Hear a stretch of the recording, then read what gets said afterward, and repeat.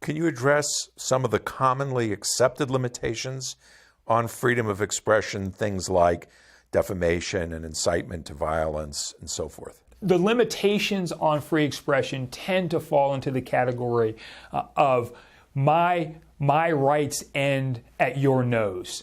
So as long as the things that I'm doing with my free speech do not directly affect you and do not cause direct harm to you, then we tend to think free expression is allowed. But in a circumstance where you're inciting violence, and the incitement of violence will almost certainly be an incitement of violence against somebody. When you get so close to inciting violence that your words literally cause harm to someone else through someone else's actions, that may be a time when we have to say enough. Not if you're generally talking about we ought to take action, but if you are saying, hey, let's go over there and get that guy, that's a time when we have a limitation. When we're thinking about libel, for example, particularly in circumstances where folks are saying things that are untrue, lies with respect to other people that may cause other people harm, those aren't necessarily going to be protected. By the same token, when you're talking about time, place, and manner restrictions, a little bit different. With time, place, and manner restrictions, what we're saying is no one gets to speak at certain times or at certain volumes.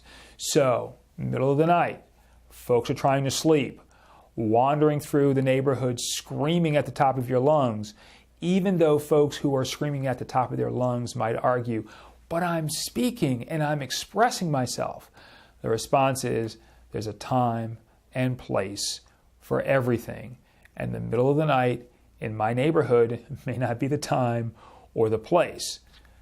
As long as we have plenty of times and places to express ourselves in ways that are appropriate, that's perfectly reasonable. It's perfectly reasonable to say that there are times when you can express yourself as long as there are plenty of times to express yourselves.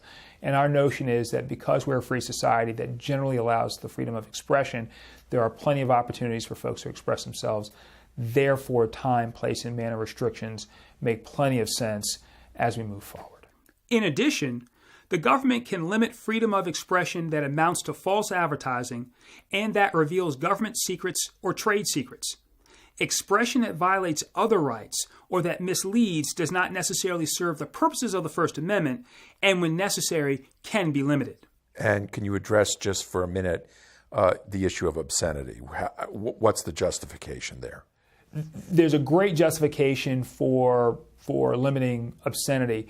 One notion is that obscenity is not really speech, at least it's not of any value.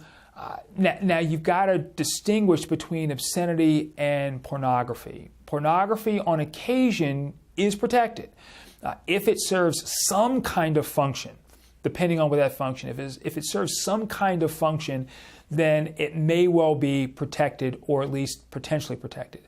Obscenity is the kind of stuff that no one should see, and indeed, arguably, the point is, no one can really figure out why it's being made. So it's a difficult line to find, and courts have tried to find lines, and they haven't done a great job of distinguishing pornography from obscenity. But it's fair to say that when you're talking about something that is truly obscene, it's something that there's simply no reason in the world for anyone to see it, as opposed to pornography, which can have some redeeming characteristics and as a consequence can be protected on occasion.